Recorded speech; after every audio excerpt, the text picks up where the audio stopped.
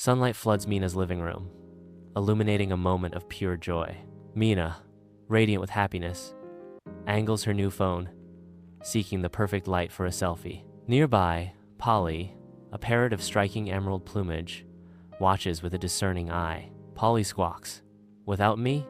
How rude." Mina, caught off guard, pauses, her smile faltering slightly. In the quiet of the living room, Mina's phone rests on charge, unknowingly watched by Polly. Polly's mischievous gaze intensifies as he eyes the device, curiosity burning in his beady eyes. With surprising dexterity, Polly pecks at the screen, unlocking the gateway to digital mischief.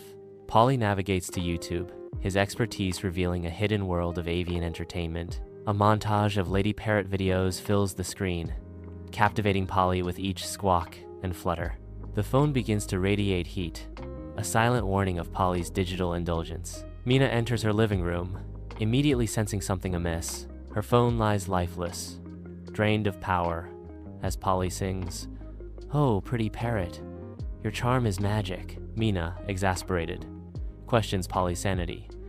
"Have you gone mad?" Polly retorts cheekily. "All's fair in love and feathers."